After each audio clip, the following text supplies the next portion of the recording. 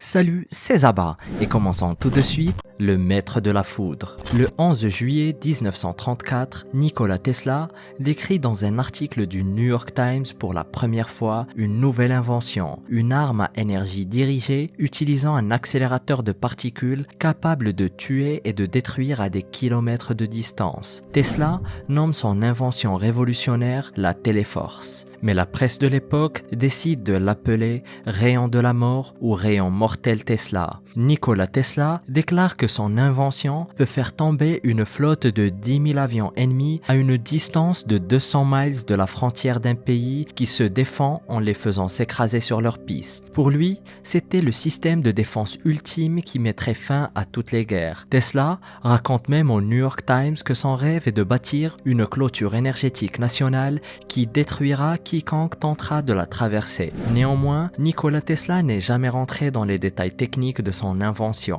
En tout cas, il n'en a jamais eu l'occasion, puisque suite à son annonce, Tesla s'est heurté à un problème de financement. Aucun gouvernement ne voulait prendre part dans le projet, mais 3 ans plus tard, il annoncera fièrement à l'ambassade de Yougoslavie non seulement que son invention est possible, mais qu'il a déjà mis au point un prototype parfaitement fonctionnel. Un coup de théâtre qui va mettre le monde entier en haleine. Mais hélas, il n'aura jamais l'occasion de le faire, puisque quelques semaines plus tard seulement, il sera violemment heurté par une voiture alors qu'il traversait une rue. Un accident qui le laisse lourdement handicapé avant qu'il ne succombe le 7 janvier 1943. Mais ce qui est encore plus bizarre est qu'après sa mort, l'armée américaine a envoyé rapidement une équipe dans la chambre de l'hôtel new-yorker qu'il occupait depuis des années. La version officielle est que le gouvernement américain craignait que ses inventions ne tombent entre de mauvaises mains. La version officieuse est qu'ils ont méticuleusement pillé tous les documents de Nikola Tesla. Pour certains, l'invention du rayon de la mort était tout simplement impossible,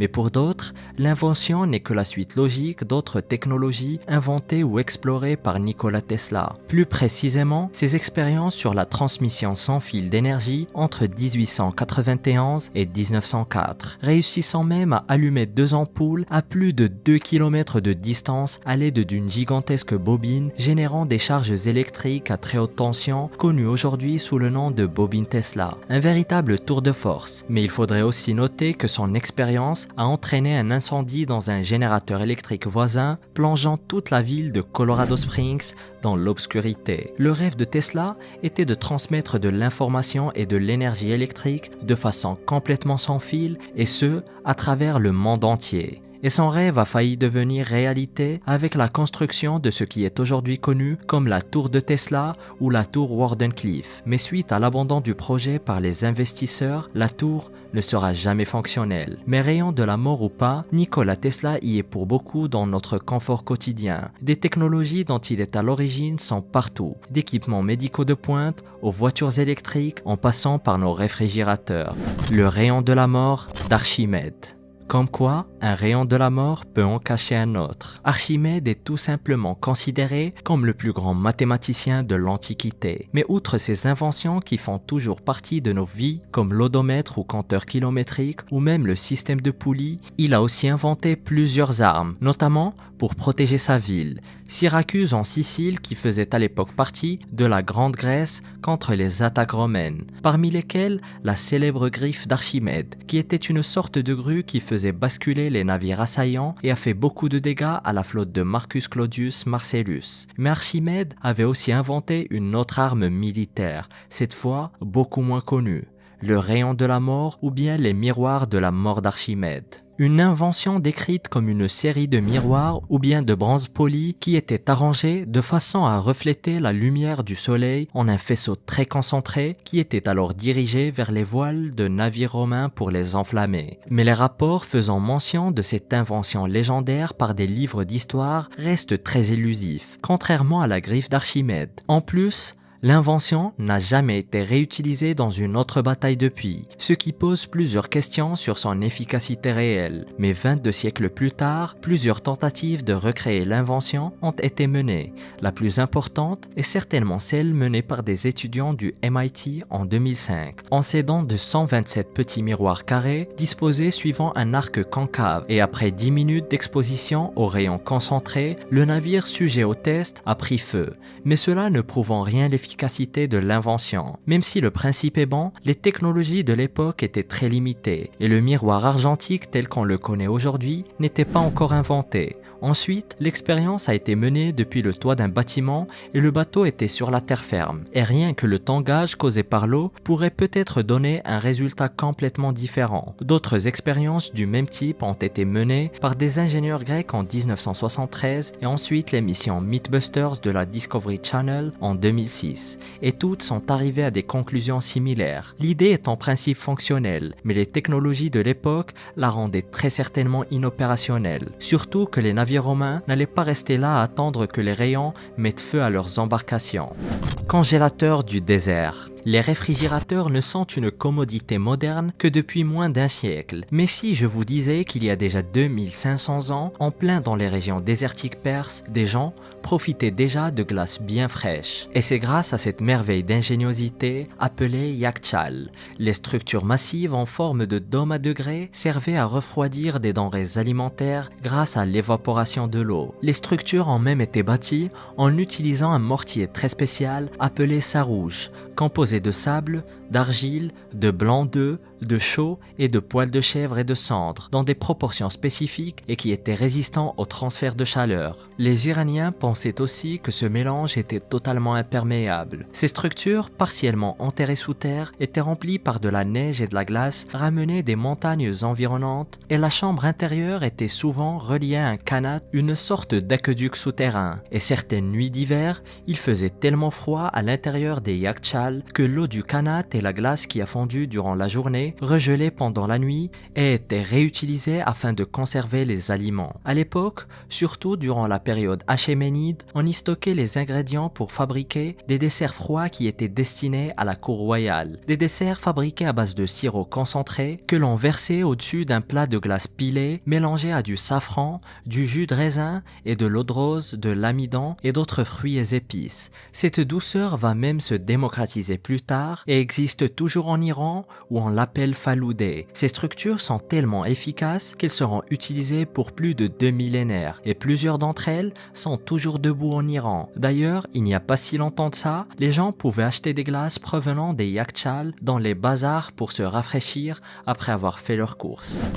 Pilier d'Ashoka. Quelque part dans la banlieue de Delhi en Inde, un pilier d'apparence très ordinaire donne des casse-têtes aux scientifiques depuis des décennies. Appelé le pilier de fer de Delhi ou pilier de fer de Mehrauli, il est âgé de plus de 1600 ans et a été fabriqué en fer avec une pureté de 90%. L'objet est même considéré comme un nupart, qui vient de l'anglais out of place artifact, qui veut dire objet manufacturé incongru ou bien qui ne devrait pas être là ou encore qui est hors contexte. Et pour cause, l'objet ne présente aucun signe de corrosion comme le ferait tout morceau de fer, surtout quand il est exposé aux éléments pendant plus de 1600 ans. Apparemment, cette propriété exceptionnelle n'est pas vraiment une technologie perdue, mais plus le résultat inattendu d'une maîtrise hors du commun dont faisaient preuve les forgerons indiens de l'époque. L'absence de corrosion résulte de plusieurs facteurs, parmi lesquels l'absence de chaux dans les fournaises des forgerons, la météo qui alterne des périodes très humides et des périodes très secs, en plus de la présence de sous-produits de la fusion de fer au sein du pilier. Tous ces facteurs ont pu mener à la formation d'une couche très fine,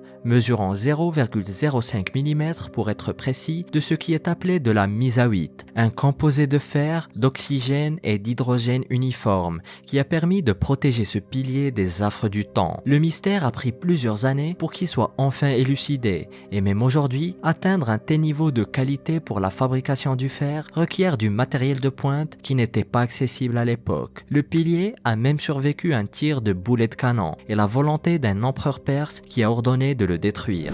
Verre souple romain. Imaginez du verre qui ne casse pas, ça nous rendrait la vie bien plus facile. Et apparemment, il aurait été inventé à l'époque romaine, le vitrum flexile.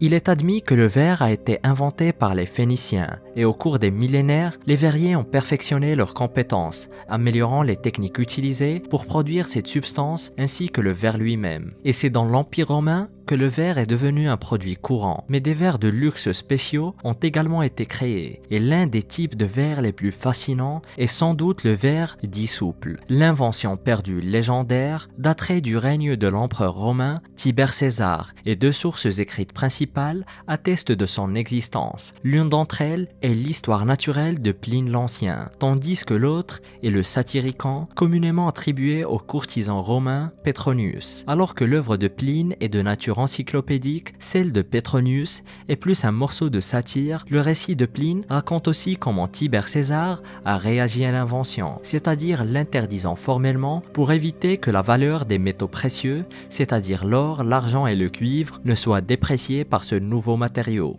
Mais Pline lui-même exprime ses doutes quant à la véracité de l'histoire, puisqu'il écrit « Cette histoire a cependant été pendant longtemps plus largement diffusée que bien authentifiée. » Par contre, Petronius, dans son Satyricon, raconte que l'inventeur du verre souple a obtenu une audience avec l'empereur romain pour une démonstration. Et après avoir présenté à l'empereur une coupe en verre qui lui a paru tout à fait normale, l'artisan la jette au sol de toutes ses forces devant l'empereur choqué par ce qui s'était passé. Mais l'homme ramassa clairement la coupe du sol, montrant à l'empereur qu'elle était seulement cabossée. Le verrier prit alors un petit marteau pour battre le verre qui retrouva sa forme initiale. Le verrier était alors convaincu d'avoir impressionné l'empereur. Mais après s'être assuré que personne d'autre ne possédait le savoir, l'empereur décide de décapiter l'homme et de brûler son atelier. Aujourd'hui, les scientifiques considèrent le verre souple de la même manière qu'elle l'avait été par Pline, c'est-à-dire avec beaucoup de doutes. Néanmoins, ils ont quand même tenté de déterminer de quoi il serait fait s'il avait vraiment existé. Et la meilleure théorie est que le verrier romain avait en quelque sorte accès à de l'acide borique ou du borax, tous deux présents dans la nature. En ajoutant un petit pourcentage d'oxyde borique dans un mélange de verre, le résultat final serait quelque chose de relativement incassable. Mais cela n'explique en rien l'aspect flexible du verre. C'est le genre de mystère auquel nous ne trouverons certainement jamais d'explication.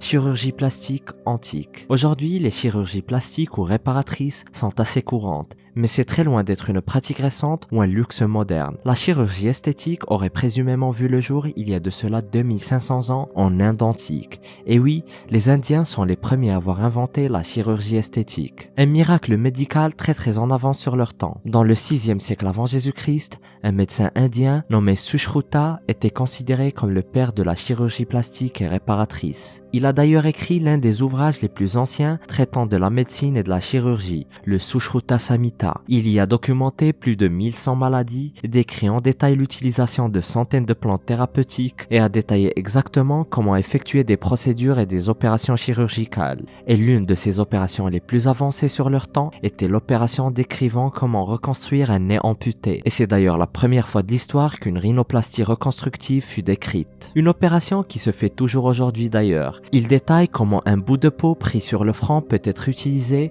afin de reconstruire le nez du patient. Bien sûr, ces opérations n'étaient pas réalisées dans un but esthétique, mais plutôt parce que plusieurs personnes se faisaient couper le nez comme sentence soit pour vol ou bien pour adultère. Mais fait très étonnant, les enseignements de Sushruta ont mis plus d'un millénaire avant d'atteindre l'Occident. Il a en effet fallu attendre le 8e siècle de notre ère pour que le Sushruta Samhita soit traduit en arabe, et les historiens estiment que cette version n'a commencé à faire parler d'elle en Europe qu'au tout début de la Renaissance. Acier de Damas. Quand les croisés ont débarqué au Moyen-Orient au XIe siècle, ils ont dû faire face à des guerriers munis d'épées fabriquées à partir d'un métal très impressionnant. Les lames fabriquées à base de ce métal étaient tellement fines qu'elles pouvaient trancher un seul cheveu. Et pourtant, les épées étaient impressionnantes de puissance et de légèreté. Les lames semblaient ne pas s'émousser et elles restaient très tranchantes tout au long des batailles. Les Occidentaux ont appris que l'acier a été forgé à Damas en Syrie et c'est ainsi qu'est née la légende de l'acier de Damas. Les forgerons de Damas étaient capables de créer des lames de qualité exceptionnelle, sûrement les meilleures épées au monde de l'époque, et ce grâce à des lingots très spéciaux. Des lingots dont l'acier très spécial était importé d'Inde ou du Sri Lanka. L'acier en question question était nommée Acier Woods, et les lingots d'acier Woods corrélés à la maîtrise ainsi que des techniques très spéciales propres aux artisans de Damas permettaient de créer des lames sans commune mesure. D'ailleurs, ces épées sont restées les meilleures du monde du 3e au 17e siècle. Et jusqu'en 1750, l'Inde a exporté son acier très spécial au Moyen-Orient. Mais c'est à ce moment-là que la demande pour les épées a commencé à baisser drastiquement, puisqu'elles sont devenues dépassées et personne ne voulait en acheter. Et la fabrication des épées, ainsi que le savoir-faire derrière l'acier de Damas, fut progressivement perdu. Depuis, personne ne peut vraiment reproduire une vraie épée de Damas, malgré des tentatives modernes avec plus ou moins de succès. Tablette de Shamash. La tablette babylonienne de Shamash a été découverte par les archéologues dans la ville babylonienne de Sippar, qui se trouve aujourd'hui en actuel Irak en 1881. Conservée aujourd'hui dans le British Museum, elle a été créée quelque part entre l'an 888 et l'an 855 avant Jésus-Christ par le roi babylonien Nabou-Apla-Iddina. Elle a été découverte, fissurée en 4 pièces distinctes. Et pourtant, les 4 pièces étaient dans un état de conservation exceptionnel. Surtout quand on considère qu'elle a passé près de 3000 ans dans un coffre. D'ailleurs, le coffre qui contenait la tablette était enseveli sous le sol d'un temple. Les archéologues ont tout de suite su que l'artefact était très important. Non seulement parce qu'il était bien caché, mais aussi parce qu'il représentait le dieu du soleil Shamash, en plus des symboles du soleil et de la lune, ainsi que des représentations divines. La tablette contenait pas moins de 15 passages distincts en cunéiforme, l'un des premiers systèmes d'écriture de l'histoire inventé en basse Mésopotamie et utilisé par les Babyloniens. Les textes sur la tablette racontent comment le temple de Shamash est tombé en délabrement et comment Nabou-Apla-Iddina l'a rénové et a rebâti une statue en l'honneur du dieu Shamash. Les textes décrivent aussi les pratiques qui avaient lieu dans le temple, les règles que suivaient les prêtres ainsi que les tenues qu'il fallait porter afin d'accéder au temple.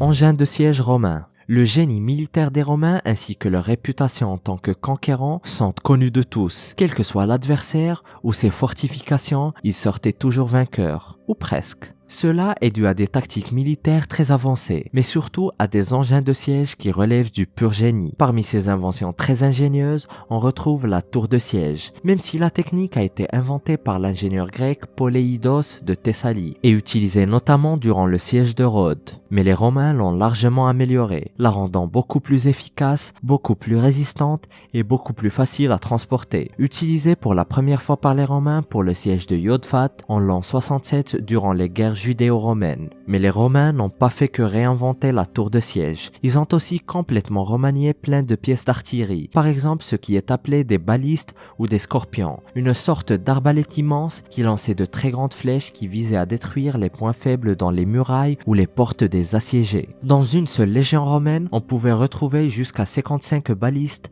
des catapultes et plein de scorpions qui lançaient non seulement des flèches, mais aussi des boulets ainsi que d'autres sortes de projectiles. Mais les Romains ne se sont pas arrêtés seulement aux attaques terrestres. Même dans les mers, ils ont été les premiers à utiliser une autre invention grecque, le sambouka. Un engin de siège embarqué sur un bateau et qui a été utilisé durant le siège de Syracuse en 213 avant Jésus-Christ. Les Romains ont réussi à bâtir un empire aussi vaste et grand, en grande partie car ils étaient technologiquement plus avancés que tous les autres peuples d'Europe.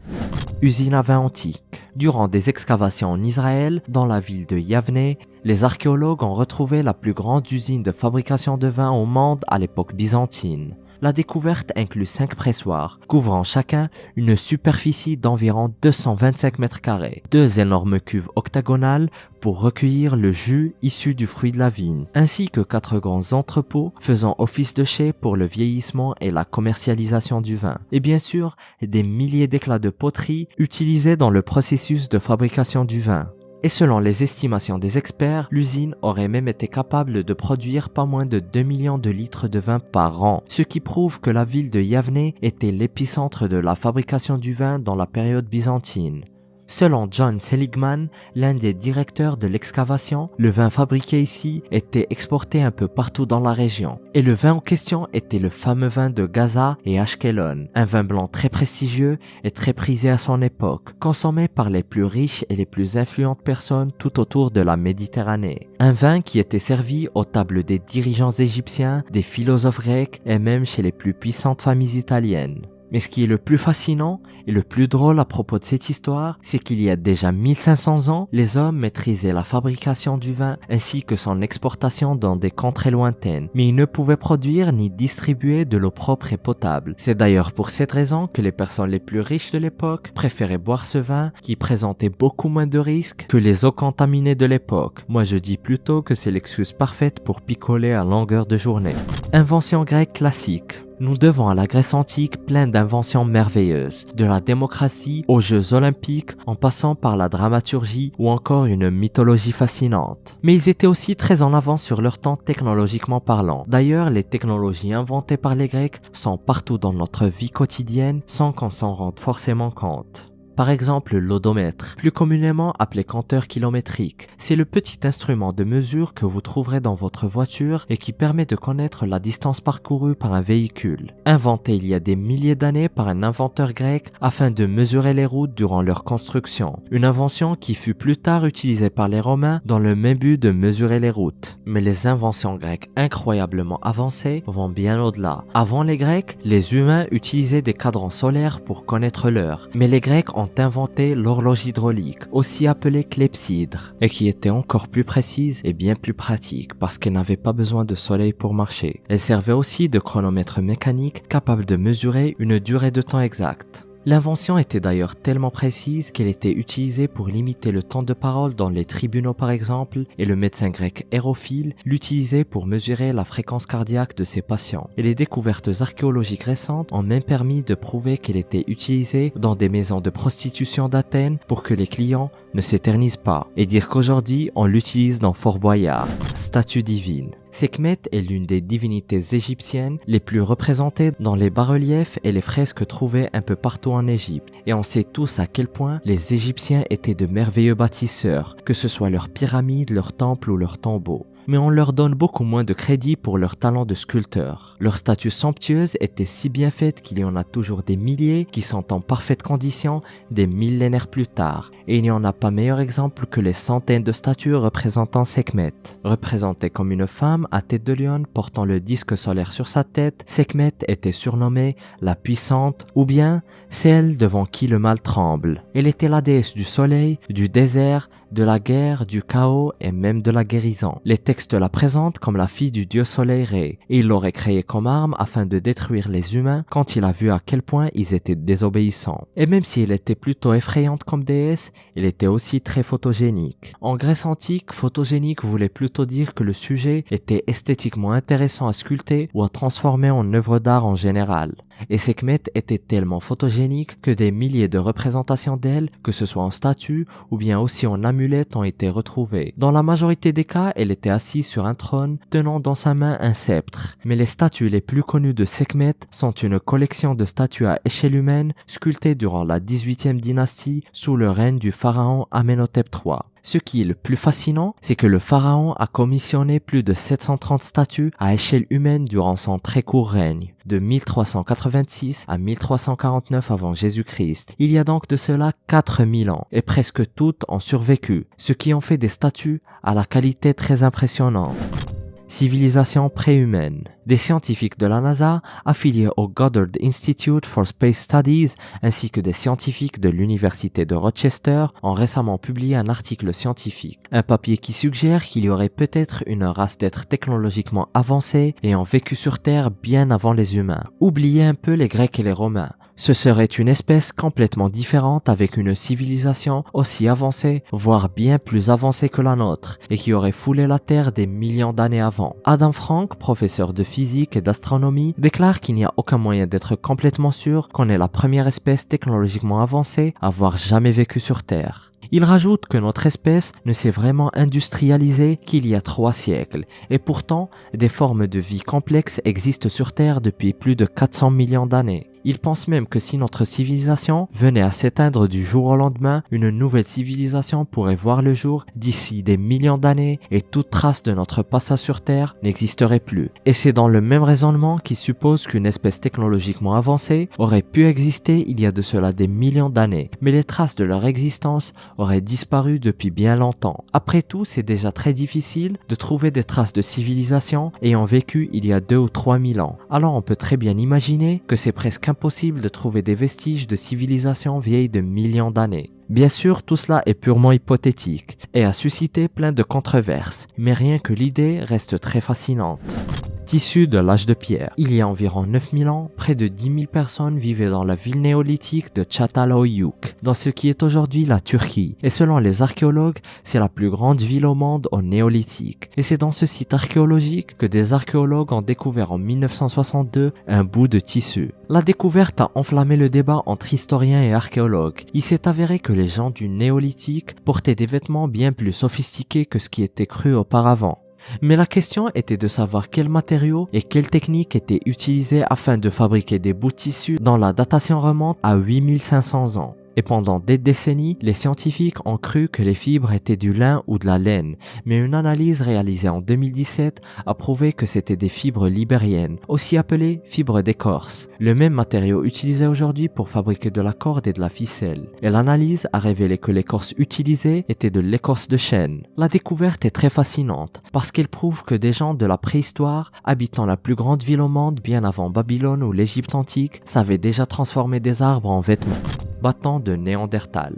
Et en parlant d'anciennes civilisations, des archéologues ont récemment découvert un bâton de bois qui aurait été lancé par un de nos ancêtres il y a de cela 300 000 ans. Oui, je sais ce que vous vous dites. Un bout de bois n'est pas vraiment une technologie, mais ce n'est pas n'importe quel bout de bois. La découverte pourrait prouver que l'homme de Néandertal était beaucoup plus développé technologiquement qu'on le croyait auparavant. Dans la surface, ce n'est rien d'autre qu'un bout de bois qui a été sorti de terre. Mais si on en croit Jordi Serangeli de l'université de Tübingen en Allemagne, appeler ce bout de bois un simple bout de bois serait comme appeler le premier pas de Neil Armstrong sur la Lune un simple pas. L'objet était utilisé par l'homme de Néandertal comme projectile afin de tuer des lapins et des canards. Un outil spécialisé, sculpté spécifiquement pour être lancé d'une certaine manière, prédatant les lances, les flèches et les lance-pierres et tout autre type d'armes basées sur des projectiles. Et il prouve comment dès ses débuts, l'humanité a toujours cherché à créer l'arme ultime, commençant par un bout de bois pointu, puis un lance-pierre,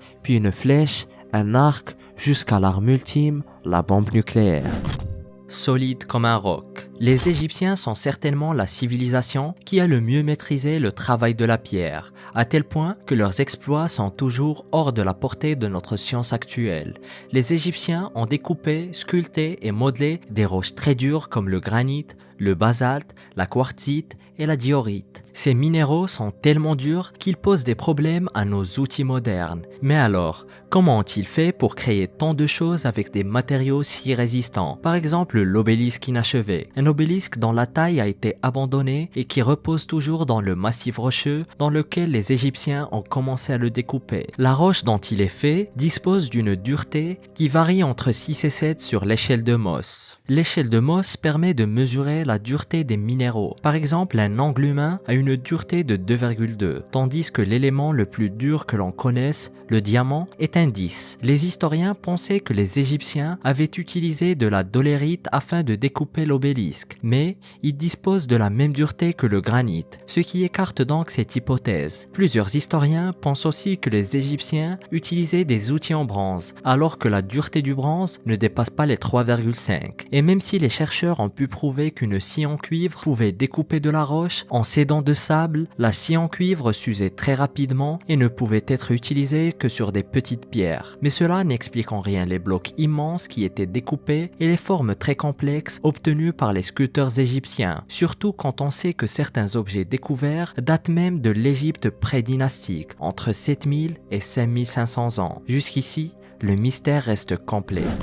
Dur comme du béton romain. Le matériau de construction le plus utilisé au monde est le béton, mais le matériau en lui-même est très récent. Il n'a été inventé qu'au XVIIIe siècle et consiste en un mélange très simple et très précis de ciment, d'eau, de sable et de gravier, mais il s'avère que nos ancêtres avaient leur propre version de ce matériau et qui était bien sûr supérieure. Les Perses, les Égyptiens, les Assyriens et les Romains ont tous développé une forme ou une autre de ce qu'on pourrait considérer comme du béton, mais personne n'a perfectionné perfectionné ce matériau autant que les Romains. La preuve est que les bâtiments construits avec leur béton tiennent toujours debout plus de 1500 ans après la chute de l'Empire romain d'Occident. C'est d'autant plus impressionnant quand on sait que même notre béton actuel peut montrer des signes de faiblesse après 50 années seulement s'il n'est pas proprement entretenu. D'ailleurs, ce béton romain est resté un mystère complet jusqu'en 2017 où des chercheurs sont enfin parvenus à partiellement résoudre son mystère. Et le secret était l'eau de mer qui a été utilisée pour dissoudre de la cendre volcanique à la base du ciment et du béton romain. Les éléments chimiques de la cendre volcanique sont alors dissous par un procédé appelé percolation, c'est-à-dire la pénétration très lente de l'eau de mer, permettant ainsi à des minéraux comme de la taubermorite ou la philippsite d'apparaître dans cet environnement hautement alcalin.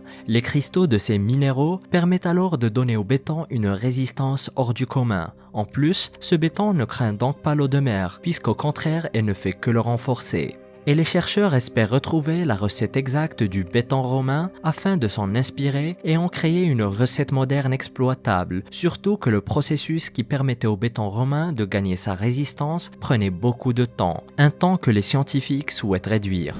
Pyramide électrique. Plusieurs chercheurs affirment avoir subi un phénomène électrique non naturel en visitant le sommet des pyramides. Bien que cela soit désormais interdit par la loi, ce qu'ils ont vécu est un phénomène bien réel qui enveloppe encore plus les pyramides de mystère. La première manifestation largement décrite du phénomène sera vécue par un inventeur britannique du nom de Sir William Siemens sur le sommet de la pyramide de Gizeh à la fin du 19e siècle. Christopher Dunn écrit dans son livre de Giza Power Plant que Siemens a connu un phénomène énergétique étrange sur la Grande Pyramide lorsque son guide égyptien a attiré son attention sur le fait que debout au sommet de la pyramide avec les bras tendus, il a entendu une sorte de bourdonnement. Levant son index, Siemens ressentit une sensation de picotement. Et plus tard, alors qu'il sirotait du vin, il a subi un léger choc électrique. Et sentant que davantage d'observations devaient être faites, Siemens a enveloppé sa bouteille de vin dans du papier journal humide, la transformant par la même occasion en un pot de Leyde, c'est-à-dire un dispositif qui était utilisé pour le stockage d'énergie électrostatique. Et après l'avoir tenu au-dessus de sa tête pendant un moment, ce pot de Leyde de fortune s'est chargé d'électricité à tel point que des étincelles ont commencé à voler, ce qui allait d'ailleurs effrayé le guide égyptien de Siemens qui l'a accusé de sorcellerie avant de fuir. Des propriétés qui sont aujourd'hui confirmées selon une étude publiée dans The Journal of Applied Physics. Les chambres internes de la base de la pyramide de Khéops sont capables de concentrer l'énergie électromagnétique. Les chercheurs ont même pu obtenir un modèle de la réponse électromagnétique du monument égyptien et estimer la façon dont les ondes se diffusent ou sont absorbées au sein de la pyramide. Résultat, les champs électromagnétiques se trouvent concentrés en plusieurs points de la construction antique, situés à sa base mais aussi au niveau des chambres aménagées en son cœur. Et aussi surprenant qu'elles soient, ces découvertes ne signifient pas pour autant que les bâtisseurs de pyramides maîtrisaient déjà toutes les subtilités de l'électromagnétisme. Mais il s'agirait plutôt d'un heureux hasard qui pourrait amener à des découvertes inédites. Au-delà de son intérêt archéologique, c'est aussi un domaine tout à fait différent qui pourrait bénéficier de la découverte, celui des nanoparticules. En choisissant un matériau aux propriétés électromagnétiques appropriées, nous pourrions obtenir des nanoparticules avec la promesse d'applications pratiques pour des nanocapteurs et des nanocellules solaires plus efficaces, espère Paulina Kapitainova, physicienne à l'université ITMO. Oui, des panneaux solaires plus performants grâce aux pyramides égyptiennes. La preuve que les pouvoirs du dieu soleil Ra ne sont pas qu'une légende de la mythologie égyptienne. Sécurité sociale égyptienne. Les chercheurs savent depuis des années qu'il a fallu une véritable armée de travailleurs pour construire les tombes des pharaons, à savoir les pyramides. On sait aussi qu'ils étaient très loin d'être de simples esclaves forcés à travailler, mais c'étaient plutôt des ouvriers spécialisés qui percevaient un salaire pour leur travail. Mais la nouvelle découverte hallucinante faite dans des textes datant du Nouvel Empire, il y a entre 3100 et 3500 ans, laisse penser que les armées de travailleurs qui ont bâti les pyramides avaient le droit à un système entre guillemets de sécurité sociale. Et même si certaines nations modernes des plus avancées ne proposent toujours pas à leurs citoyens un système de santé publique adéquat, les États-Unis, il s'avère que les ouvriers égyptiens de l'époque en profitaient déjà. C'est grâce à des preuves trouvées dans le village de Der El Medina, qui était à l'origine construit pour les travailleurs qui ont creusé les tombeaux de la vallée des rois. C'était donc essentiellement un village de baraquement de chantier. Néanmoins, plusieurs des ouvriers étaient des artisans hautement qualifiés et très doués, et c'est pour cette raison qu'ils ont bénéficié d'un tel traitement. L'État égyptien leur payait des salaires mensuels en grains, mais il mettait aussi à leur disposition des logements, voire même des servants pour les artisans les plus prisés. Des servants qui s'occupaient de leurs tâches ménagères afin qu'ils puissent consacrer tout leur temps à travailler sur les demeures éternelles des pharaons. Et parmi les documents retrouvés, il y avait des listes d'absence des ouvriers qui ne s'étaient pas présentés au chantier, ainsi que les raisons de leur absence. Il s'est même avéré que des ouvriers pouvaient même bénéficier de congés maladie payés. Certains employeurs devraient prendre note d'ailleurs. Les historiens sont arrivés à la conclusion que le gouvernement égyptien permettait aux ouvriers de s'absenter en cas de maladie, voire même de leur proposer des soins pour certaines pathologies, surtout quand il s'agissait de troubles ophtalmologiques, mais aussi de troubles digestifs. Ce qui prouve qu'à Der El Medina, il y avait non seulement un système de santé très organisé, mais aussi tout un système de sécurité sociale qui profitait à la classe ouvrière. Numéro 5. La momie de Nedjmet. Une des découvertes les plus impressionnantes de l'archéologie moderne a été faite grâce à une chèvre qui s'était échappée et s'est engouffrée dans une cavité. C'est là que les bergers partis à sa recherche ont fait la découverte d'une tombe cachée. À l'intérieur du caveau se trouvaient des momies d'une grande importance, parmi lesquelles se trouvait celle de la célèbre Nedjmet, une découverte qui deviendra connue comme les momies royales de Der El Bahri. Et comme leur nom l'indique, les momies étaient essentiellement celles de souverains et d'autres personnalités d'Égypte, parmi lesquelles des prêtres et des hauts prêtres. Et parmi les momies de souverains se trouve celle de Nedjmet, reine d'Égypte sous la 21e dynastie et fille de Ramsès X. Mais elle était aussi l'épouse du grand prêtre d'Amon de Thèbes. Néanmoins, son époux n'a jamais été retrouvé et les scientifiques ont réussi à l'identifier seulement grâce aux différentes mentions faites de lui dans le livre des morts de Nedjmet, un livre qui se trouve aujourd'hui dans le British Museum. Et ce qui est particulièrement intriguant à propos de la momie de Nedjmet est son état de conservation, grâce essentiellement aux grandes avancées faites dans les techniques d'embaumement et de momification faites au moment de la mort de Nedjmet. Sa momie a reçu un embaumement extrêmement soigné. Ses yeux ont été remplacés par des pierres peintes et ils ont aussi utilisé de la sciure de bois entre les bandages et son corps afin de lui donner plus de volume. Et certaines parties de son visage ont même été colorées pour lui donner une meilleure apparence. Et même si elle est décédée à un âge assez avancé, les scientifiques pensent que les embaumeurs ont fourni beaucoup d'efforts afin de la faire paraître beaucoup plus jeune qu'elle ne l'était. Elle a même reçu une perruque pour avoir la meilleure apparence possible parce que les Égyptiens croyaient que c'était l'apparence qu'ils garderaient pour l'éternité.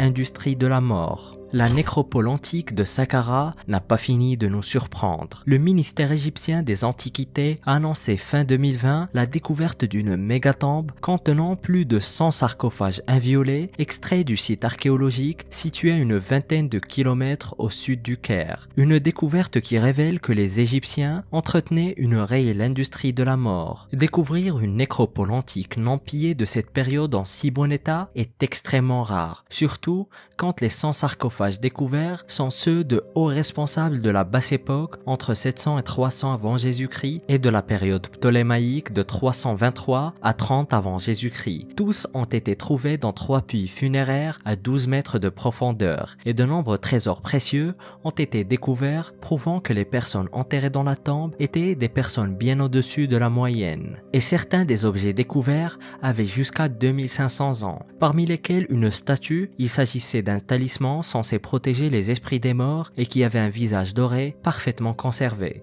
Ces trésors coûteux révèlent comment les riches égyptiens ont commencé à changer leur façon d'enterrer leurs morts à la fin de la période, devenant ainsi une réelle industrie commercialisée. Les anciens Égyptiens étaient extrêmement anxieux à l'idée de passer dans l'autre vie. C'est ainsi qu'ils lisaient studieusement le livre des morts afin d'obtenir des conseils et en faisant tout ce qui était en leur pouvoir pour leurs proches récemment décédés. enterrés, dans l'espoir que leurs proches feraient la même chose pour eux à leur décès. Et les archéologues ont découvert des sarcophages entassés un peu partout dans la chambre funéraire, ce qui prouve que la momification et les enterrements étaient une véritable industrie pour les Égyptiens. Katrina Stowsand, égyptologue, a déclaré « Enterrer toutes ces personnes a nécessité une opération massive. Ces cercueils montrent comment Saqqara abritait une énorme industrie de la mort où les morts étaient les clients. D'ailleurs, l'industrie de la mort à Saqqara était vraiment une entreprise très lucrative. Des charpentiers, des sculpteurs, des prêtres, des embaumeurs et plein d'autres corps de métier dépendaient très étroitement de cette industrie pour subvenir à leurs besoins.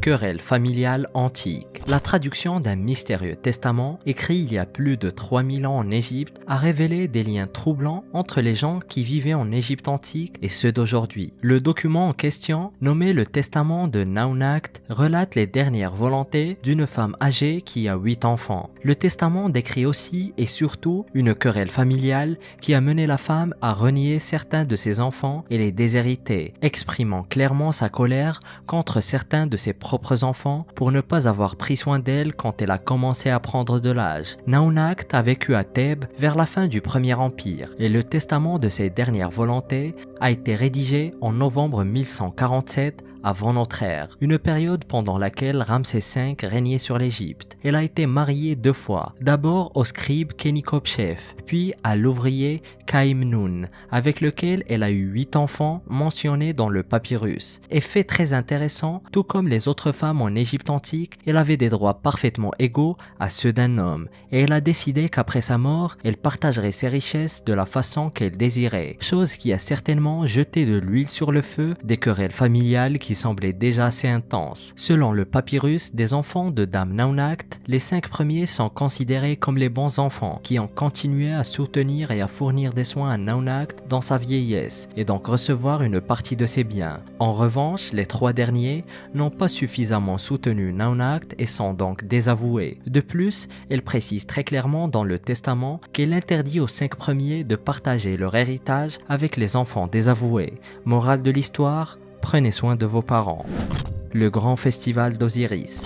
Dans la cité sacrée de Abydos en Égypte, des festivités religieuses annuelles exceptionnelles étaient organisées en l'honneur du dieu Osiris. Appelés les mystères d'Osiris, il s'agissait d'une célébration immense de la mort et de la résurrection du dieu du panthéon égyptien. Et il s'agissait du festival le plus important de l'Égypte antique en commémoration du meurtre d'Osiris. Les fêtes célébrées en l'honneur d'Osiris se composaient de plusieurs cérémonies et processions rappelant les épisodes du mythe osirien qu'elles étaient destinées à commémorer et à représenter. Et toutes les personnes qui pouvaient se le permettre bâtissaient des petits autels sur la route de la procession dans lesquels ils mettaient des offrandes. Les processions débutaient dans le temple d'Osiris et se poursuivaient dans le désert. Les rites secret et très codifié se déroulait dans tous les grands temples d'Égypte. Dans la région canopique, maintenant submergée à 35 km d'Alexandrie, la cérémonie était célébrée dans le grand temple d'Amen-Géreb et elle donnait lieu à une très grande procession nautique entre les villes de Tonis, Héracléon et Canope.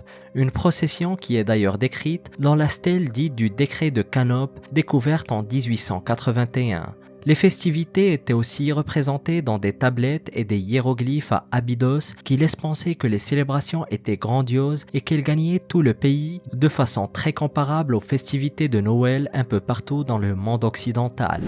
Le temple du pharaon perdu. Alors qu'ils réalisaient des travaux pour l'installation d'égouts, des ouvriers en Égypte ont fait une découverte exceptionnelle, le temple d'un pharaon perdu pour plus de 2200 ans, celui de Ptolémée IV. Les travaux ont tout de suite été arrêtés et les archéologues ont pris le relais et les découvertes qu'ils ont fait se sont révélées être d'une importance majeure. Comme son nom l'indique, Ptolémée IV était le 4e pharaon de la dynastie ptolémaïque, c'est-à-dire l'un des diadoques successeurs d'Alexandre le Grand qui se sont partagés son immense empire, ce qui veut aussi dire qu'il est l'ancêtre du dernier pharaon d'Égypte, à savoir Cléopâtre.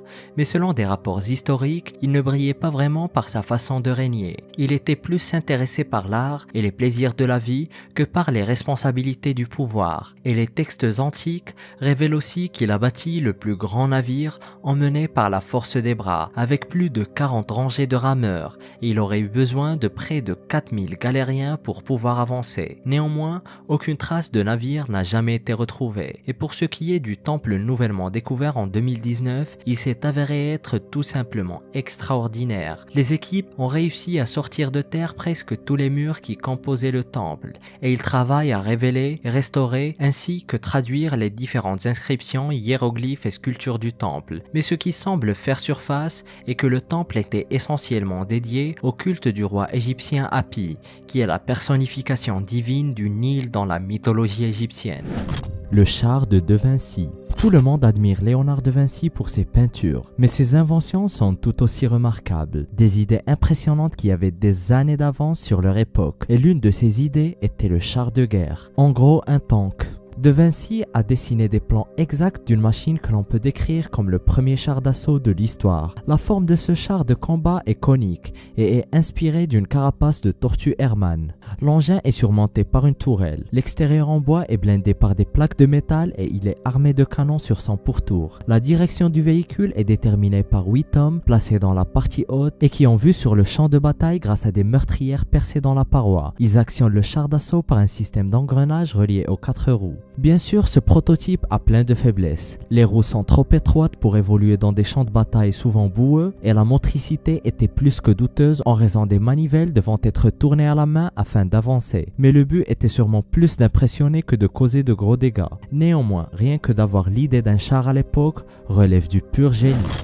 Génie acoustique. Cette merveille d'ingénierie acoustique date de 400 ans et nous ramène vers le palais de Lali Kapou qui est l'une des nombreuses merveilles de l'Iran. Le palais se situe sur la place monumentale Meydan el-Shah, qui veut dire place du roi, dans la ville d'Ispahan. Il a été bâti durant l'ère safavide de l'Empire persan, au début du XVIIe siècle sous les ordres du Shah Abbas Ier. Et la salle la plus remarquable du palais est la salle de musique. C'est là où le souverain tenait ses réceptions somptueuses et se divertissait avec sa cour. Mais les ingénieurs et les architectes considèrent cette salle comme une œuvre de pur génie acoustique, puisque les doubles cloisons avec des niches sculptées en motifs persans, ainsi que les petites arcades et voûtes à répétition, sont conçues pour absorber l'écho, créant même un effet dit quadrophonique similaire à celui qu'on obtient aujourd'hui avec 4 sources sonores pour un effet de spatialisation. Si une personne se met au milieu de la salle et applaudit, elle n'entendra pas un seul écho malgré les dimensions gigantesques et les matériaux réverbérants comme le marbre et le granit. Cette conception ingénieuse faisait que tous les convives du souverain pouvaient admirer les notes jouées par les musiciens sur leurs sitars et camanches sans distorsions aucune.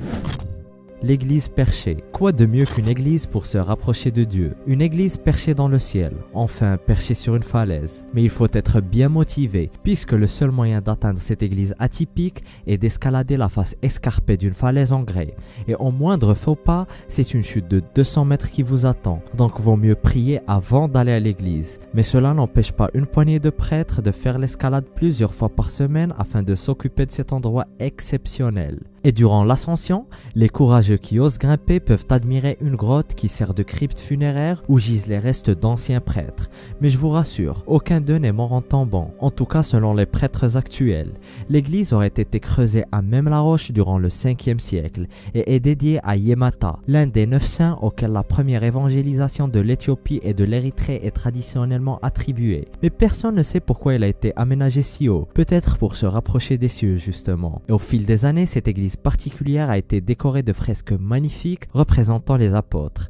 Des fresques qui sont dans un état de conservation exceptionnel d'ailleurs. L'église recèle aussi une Bible orthodoxe antique, dont les feuilles sont à base de cuir de chèvre.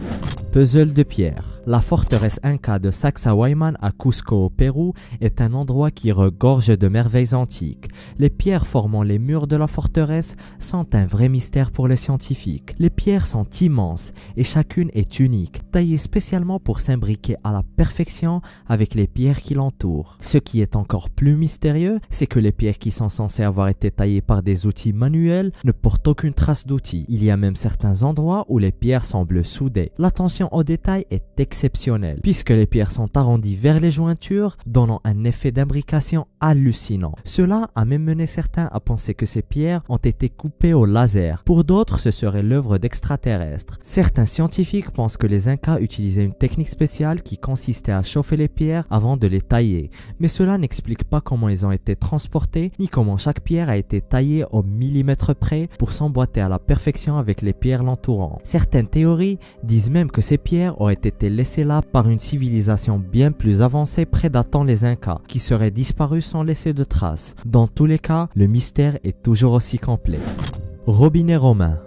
Les Romains ont quitté les îles britanniques il y a plus de 1600 ans, mais leur influence y est toujours présente. Ils ont apporté de nouvelles façons de construire plus modernes, des routes qui existent toujours, des systèmes de canalisation et ils y ont même introduit la première monnaie. Mais la technologie la plus impressionnante utilisée par les Romains, des robinets comme ceux qu'on utilise de nos jours. Et on parle d'il y a plus de 2000 ans. L'exemplaire que l'on peut voir dans les photos est exposé au musée italien de Acque di Canciano Terme, mais le même type de robinet était utilisé dans tout l'Empire romain, y compris en Grande-Bretagne. Il était fait de bronze et était utilisé pour faire couler l'eau d'une citerne. Les archéologues croient que des robinets comme ça étaient utilisés par les Romains il y a déjà 2100 ans. Avoir de l'eau à disposition nous paraît une évidence, mais on parle d'une époque où les gens devaient faire la corvée de l'eau chaque jour, parcourant une longue distance pour collecter l'eau d'un canal ou d'une rivière. Mais avoir la capacité de stocker de l'eau et d'y accéder d'un tour de robinet était de la science-fiction pour l'époque.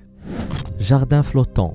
Restons dans le thème aquatique avec les chinampas mexicaines, qui sont littéralement des jardins flottants inventés par nécessité. L'Empire aztèque comptait une population de 6 millions de personnes au début du XVIe siècle, et logiquement le besoin de nourrir tant de monde se faisait ressentir de plus en plus. Certains spécialistes disent que les chinampas ne sont pas nés chez les Aztèques, mais existaient déjà en Mésoamérique des siècles auparavant. Mais invention pas, les Aztèques l'ont certainement perfectionné. Ils ont instauré une taille standard pour les chinampas et les canaux, mais les îlots ne flottaient pas vraiment, puisque les Aztèques creusaient d'abord les canaux autour des îlots qu'ils définissaient et remplissaient de boue très riche en nutriments. À son apogée, la technique permettait de subvenir à plus de la moitié des besoins en nourriture de Teotihuacan, la grande capitale de l'époque. Chauffage préhistorique.